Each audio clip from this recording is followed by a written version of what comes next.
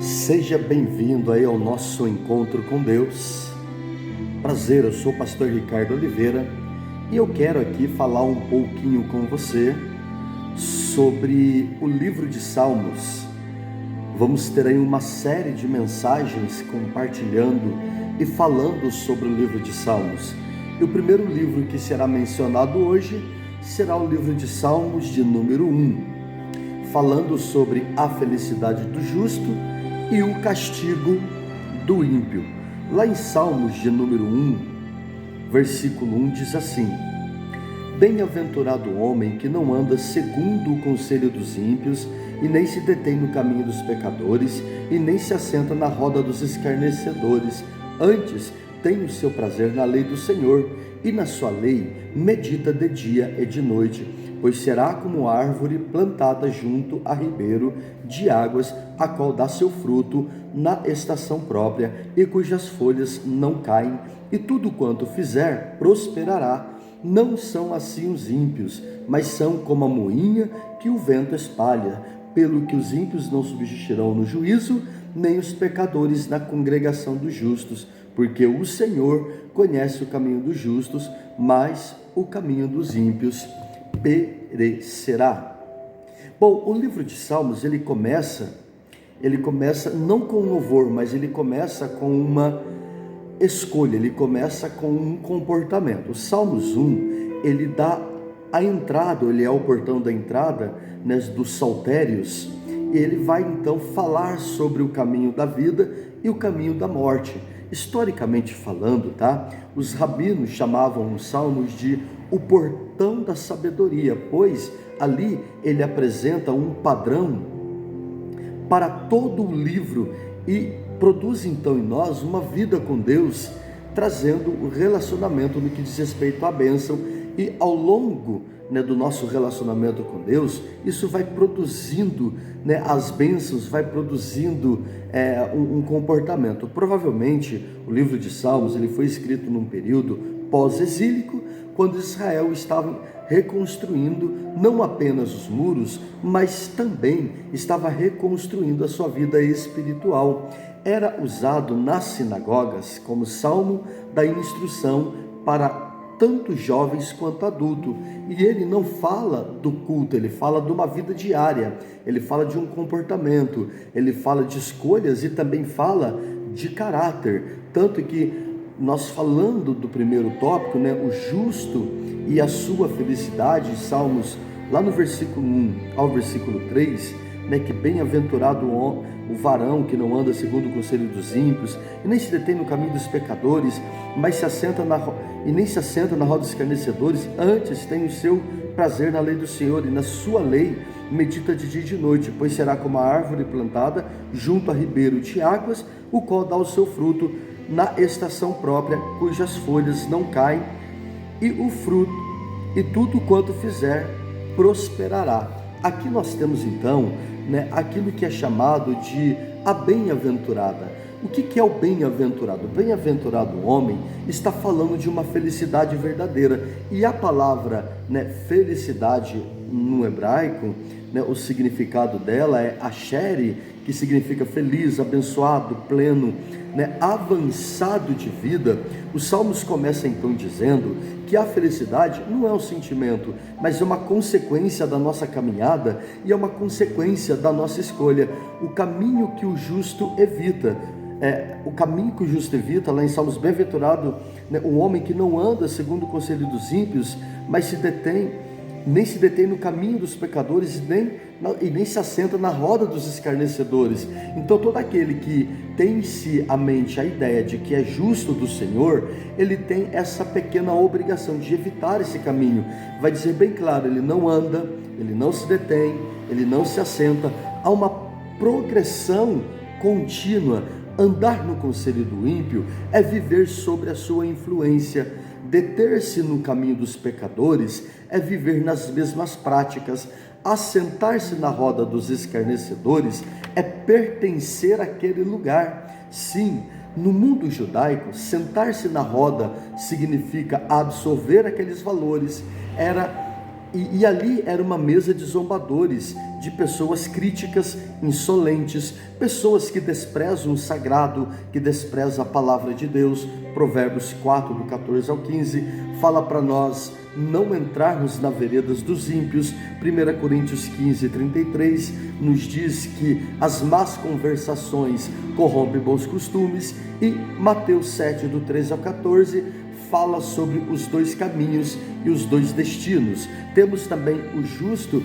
O justo não é alguém isolado do mundo, muito pelo contrário, ele se separa da influência que o mundo oferece, da influência que o mundo lhe dá, a influência que o mundo todos os dias tenta aplicar sobre ele. O que o justo abraça? Lá no versículo 2 fala: antes tem o seu prazer na lei do Senhor, e na sua lei medita de dia e de noite. Isso é tão extraordinário, isso é tão poderoso em Deus, porque no hebraico prazer é sheptsi, que significa desejo profundo, alegria interior. A palavra de Deus, ela não é um peso, muito pelo contrário, ela é alimento. E meditar, e medita dia e noite, que é Hagad, é aquele que repete, mastiga, internaliza, murmura aqui não é a murmuração da reclamação, a murmura aqui é a murmura de falar, de pronunciar, de repetir. E sim, Juízes 1:8 vai falar sobre isso. Josué 1:8 vai falar sobre isso. Medita na lei do Senhor de dia e de noite. Jeremias 15:16. Achando as tuas palavras, logo a comi. Mateus 4:4. Nem só do pão viverá o homem. Sabe, a vida do justo, ela é construída sobre a revelação da palavra de Deus, sobre a revelação do relacionamento que essa pessoa tem com Deus. Qual é o fruto do justo? No versículo 3, pois será como a árvore plantada junto ao ribeiro de águas, o qual dá o seu fruto na estação própria, e cujas folhas não caem, e tudo quanto fizer, prosperará. Olha que interessante, há uma importância muito grande nisso. Israel, de fato, é uma terra semiárida, e uma árvore verde, ela é símbolo de vida, força e permanência. Ou seja, ser plantado indica, que você está intencionalizado, pelas forças de Deus, pela direção do Espírito Santo. Ela não nasceu ali por um acaso, nasceu por um propósito.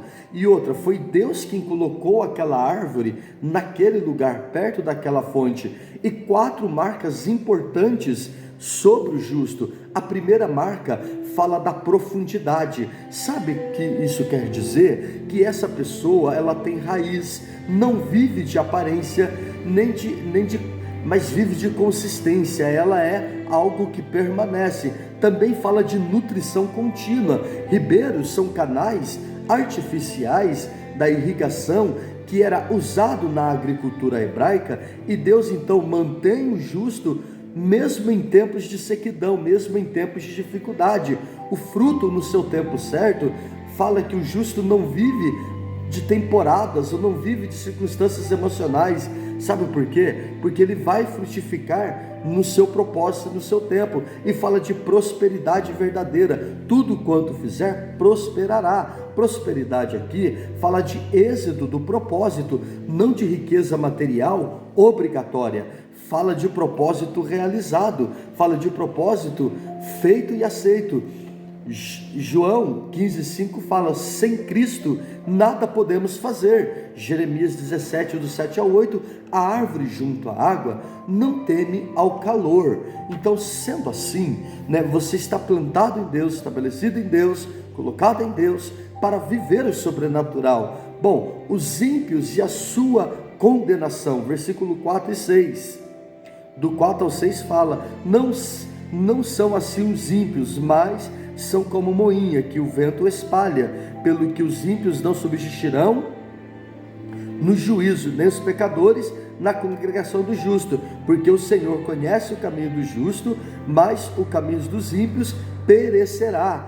Eles são comparados à palha, a qual quando o vento passa, logo espalha. Na colheita, o trigo era batido no chão duro, da eira, e a partir dali, né, a parte pesada, que era o grão, ficava permanente, e a parte inútil, que é a palha, era espalhada pelo vento. O ímpio parece forte, mas não tem peso, não tem permanência, não tem raiz.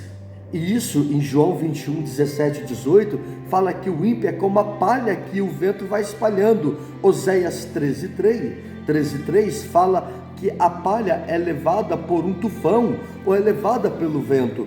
O juízo inabalável, no versículo 5, pelo que os ímpios não subsistirão no juízo, nem os pecadores da congregação do justo.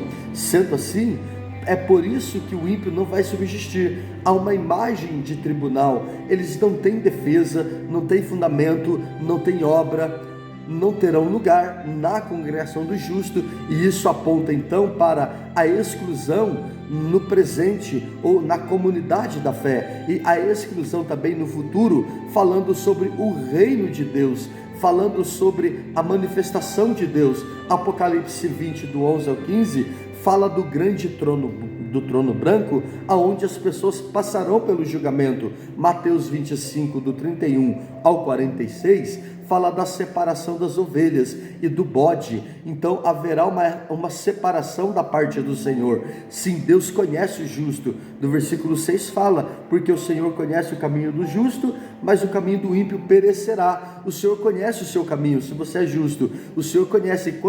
E quando nós olhamos para a palavra conhecer, nós temos que entender ali que tem uma ideia de yadá, que é do hebraico, do grego, conhecimento íntimo, relacional, protetor. E é esse conhecimento de que nós estamos falando, o conhecimento do relacionamento. Mas o caminho do ímpio, ele perecerá. E o termo hebraico usado indica ruína, destruição, perda total, colapso inevitável, né? João 10,14, Jesus então conhece as suas ovelhas. Mateus 7,23, nunca vos conheci. Olha que interessante. Então Deus conhece na geração de hoje quem é dele e quem não é, mesmo estando dentro da igreja. Então nós temos os Salmos de número 1, que nos ensina o seguinte: não existe neutralidade no mundo espiritual. Todo ser humano está em um caminho aonde vai ter a vida ou vai ter a morte.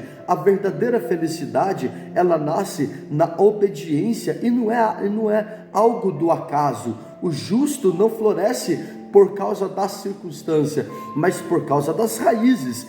Deus está então atento ao caminho do justo, mas o caminho do ímpio, ele vai desintegrar, ele vai destruir, ele vai acabar com esse caminho. E a lição prática deixada para esta mensagem é a seguinte: faça uma análise com quem você está andando, faça uma análise quem está te orientando, quem fala aos seus ouvidos, quem molda o seu futuro. E outra, transforme a Bíblia como seu alimento diário. Não apenas leia, mas faça meditação, faça dela a sua fonte constante de relacionamento. Busque profundidade espiritual, tenha discipulado, tenha oração, constância, tenha jejum, tenha uma vida diante do altar de Deus. Confie nas estações que Deus tem para a sua vida. O fruto tem tempo. O justo, ele não fica desesperado. Firme-se em Deus e não no mundo lá fora. O vento vem para todos, mas só derruba quem não tem peso, quem não tem permanência, quem não tem constância diante de Deus. Duas vidas e dois caminhos, é isso que os Salmos vai nos mostrar. O Salmo começa falando da bem-aventurança e termina falando da palavra perecerá. No começo, do começo ao fim, ele está mostrando dois destinos. O primeiro destino é o do justo. Sim, o justo ele vai plantar, vai frutificar, vai prosperar, vai ter o conhecimento de Deus. E o ímpio? O ímpio vai ser leve, pode até prosperar, mas com leveza. Leveza essa não de satisfação, mas aquela leveza que quando vier a dificuldade, haverá ruína. É instável, vazio, sem raízes e sem nenhum futuro. Sendo assim, há uma grande pergunta a ser feita dentro dessa mensagem, e eu termino aqui: em qual caminho você está andando? Que Deus abençoe e até o próximo encontro com Deus, em nome de Jesus.